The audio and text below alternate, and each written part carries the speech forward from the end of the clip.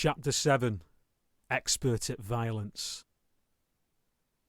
With a few hours to kill, the three of us walked around the town and what appeared to be the new shopping precinct. The streets were wide, the old cobbles still in the process of being removed. Old dilapidated buildings were being demolished and new ones built. It was neat, clean and very modern. There wasn't a sign of the dark satanic mills you found back home in West Yorkshire. It was marvellous by comparison. It was midweek. Everybody had clearly done their shopping come dinner time, leaving the streets practically deserted apart from the wealthier sorts who could afford to continue dispensing of their wealth in the local boutiques. The well-to-do women at Chipstead's bottoms positively cocked and swayed as they walked down the high street, a sight enough to give a eunuch balls. Simply lovely. The skin-tight jodhpurs induced hypnosis as they clambered from their expensive oversized cars. A traffic warden stood in a trance, rooted to the spot when I shouted for him to get on with his job. He shouted something back along the lines of having to make the most of it, brava, and he was right. Apart from me being his brother, I wouldn't have a pint with the traffic warden any more than a member of the local CID. Moments like this were rare in a fella's life. The view that played out in this narrative would have been deemed all rather sexist on the modern ear by me old pal Delroy, but we revelled in it all the same, as would have he. Some of this lot wouldn't look out of place on a Hollywood boulevard. The ones we'd interacted with so far that day were clearly a couple of ragworts among the roses, and not completely representative of the general census. Spring was more evident round here than in the flower beds of the Bullring, and daffodils could be found all over the cathedral lawns. Beautiful flowers so crisp they could have been made from coloured crepe paper, like the ones my old mum had made and sold by the thousand down Wakefield market. Everywhere was alive with colour and space, and lovely clean white concrete. No grime and muck at all. It seemed friendlier too. It was like downtown Los Angeles, with lawns and fountains and bright new concrete. Me and my counterparts went for a quick bite to eat 10 minutes down the road. The descriptive not really necessary, but to conclude, I even paid. My mood had clearly improved with the day's takings now well in sight. We whiled away those couple of hours without any real problem. I killed a bit of time by winding up a few of the locals in my usual coarse manner. I'd become the village clown within half an hour of arriving, and I didn't want anyone to miss out. I was good at winding people up. Ask any screw. I'd kept a keen eye on the time, and when it arrived we jumped back in the Volvo and headed to the alternative address where I'd agreed to collect the debt, zipping up 2 or 3 side streets and back alleys straight to the agreed location like a homing pigeon. Again the street was crammed, and all the roads in every direction had cars at the curbs on both sides. In my neck of the woods not everyone could afford their own motor. We rarely had such problems on the Lupsit estate.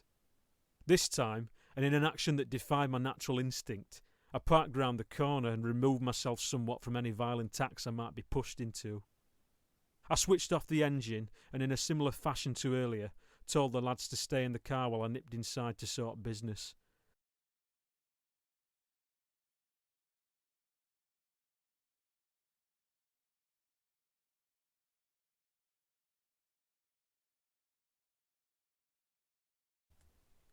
I prayed this time the engine would still be warm upon my return. This time I walked straight in. No barriers, not a knock, not a lock to slow me down. As I entered, I winched my head to the upright position.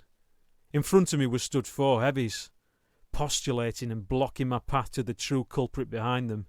Even the old ragwort was there to cheer him on. Though varying in height, all 4 of them were as wide as they were tall. They'd probably been drafted in from the local chapter of the Hells Angels, apart from the half-caste kid, who appeared a little out of place. Local chapter or not, these lot couldn't beat me while I ever had a hole in my arse.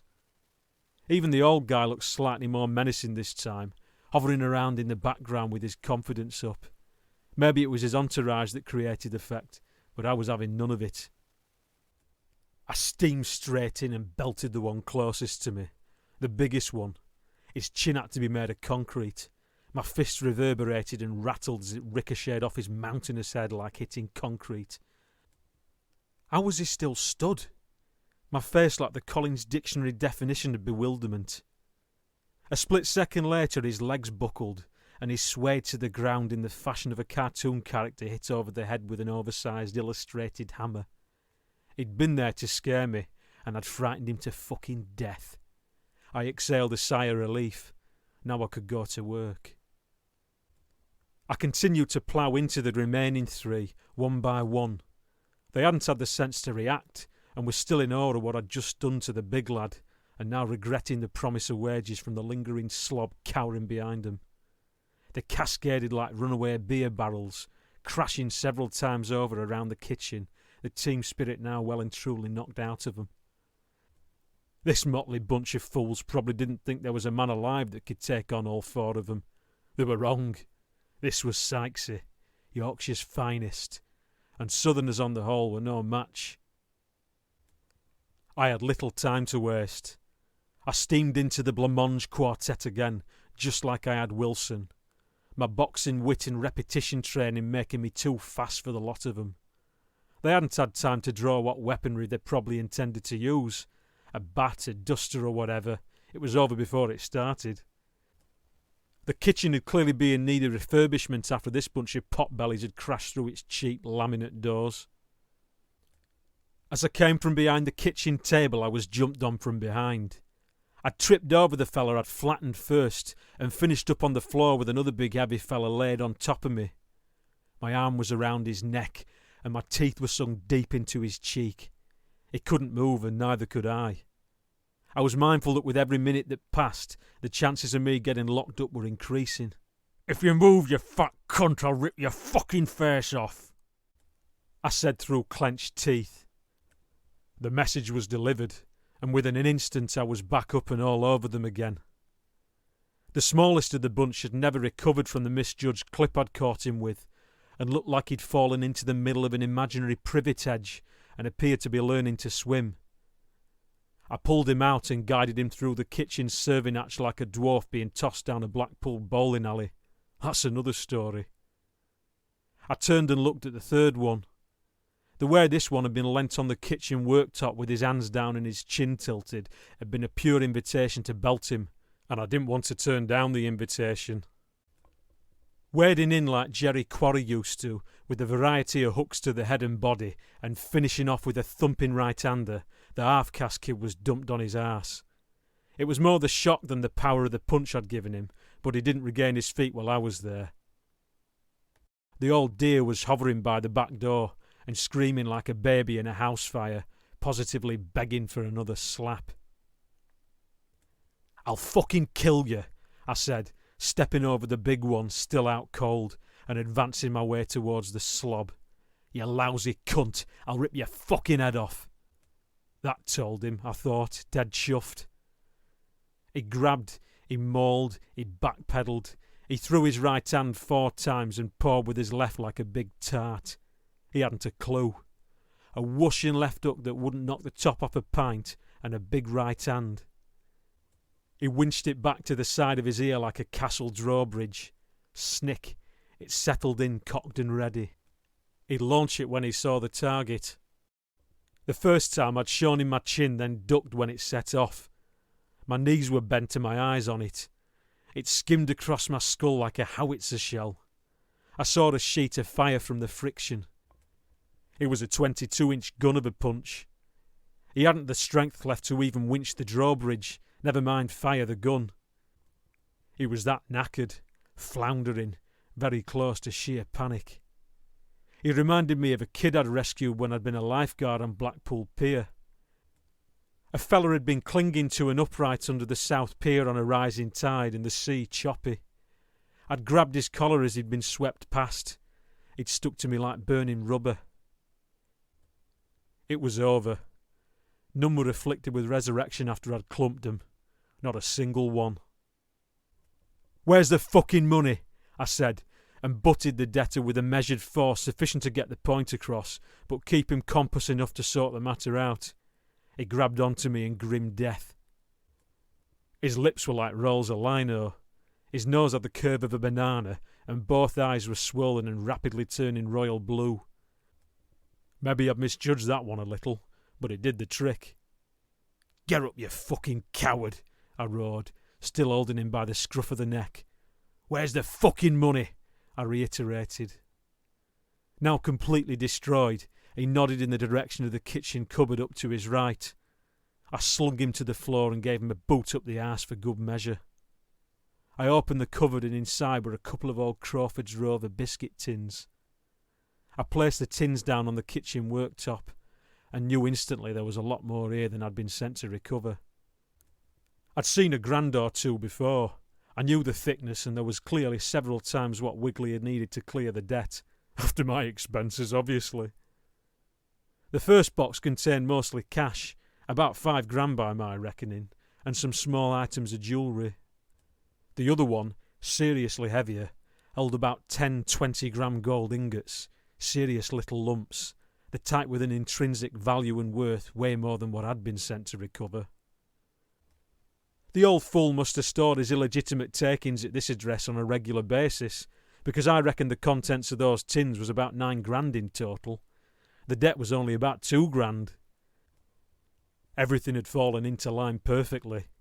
I'd landed the jackpot, and this time it wasn't the Balm Lane Club fruit machine. The week after I thought I might have a mention in the financial pages of the Sunday Times. Of all the ways I'd tried to make money, debt collecting was the best, and I took to it like a duck takes to water. I slung the old biscuit tins in my trusty Dunlop holdall and carried it back to the car like it was fresh air. These two didn't need to know what I'd recovered, they just needed what they were owed. On my way out I grabbed a box of cigarettes that happened to be out on the side and told them in no uncertain terms to pack the bags and leave town, or I'd be back to break all their legs. They needn't bother. I had no intention of ever coming back. In all the commotion I'd had little chance to take in my surroundings. The place was a little witch's house, I thought, leaving through the kitchen door and seeing an iron pot for boiling cats and hedgehogs lying in a heap of soot at the bottom of a great chimney with an open fireplace. Tiny window panes in bottle glass were mostly broken and the floor had risen. Doors were hanging off and plaster had fallen to expose bare stone walls. It was dark and dingy and completely filthy. The living room was chocolate brown and had a greasy square of carpet remnant in the middle. Everything, the settee, the 2 single beds, the table, a set of cupboards, were all greasy brown. Manny should live here, I thought. A converted chip shop. It clearly wasn't the slob's own home. "My rings!" I heard a cry as I walked out. "Get fucked!" I hollered back as I left calmly down the garden path, lighting a park drive. With that I wandered back to the car like nothing had gone off. Near on £10 in cash, jewellery and gold ingots stuffed in biscuit tins in my holdall. That's the way to do it. Not bad for a day's work, I thought as I slung the bag of spoils into the boot of the Volvo. The lads in the car hadn't had to lift a finger. I'd sought them a night's stay and a couple of bevies, but they weren't getting paid a penny more than had already been agreed. Most likely less. I'd already decided that. I'd done too much to warrant it. Their requirement had been misjudged. A drink was all they'd get. Unaffected by the ripple of excitement I'd caused, I calmly got back into the car and started it up, trying to hide my exertion. The lads knew something had gone off. They also knew from the holdall's gravity-induced lack of sway that the trip had been a success. I'd made my mind up. I didn't like Sevenoaks at all. Too much dog shit from the upmarket poodles, which is the reason why, Shippy said, everybody held their noses up in the air. My old man Walter wouldn't last 2 minutes in this town, I thought to myself. Even back home he'd come home twice a week with dog shit on his shoes. He'd be positively breaking records round here. Now I needed all my concentration to find my way out of the town and back to the M25. No use having the score of the century to get pulled half a mile down the road near the scene of the crime, I thought. I'd learnt that lesson after me and my old pal Ron from Blackpool had alleviated a bookmaker's accountant of his takings in Hartlepool some years before, and I ended up getting a 4-stretch from my troubles. Without letting anybody overtake us, I zoomed down streets, round roundabouts, stopping with sudden jerks and starting up again with more G-force than a Big Dipper. This motor positively loved the Kent roads.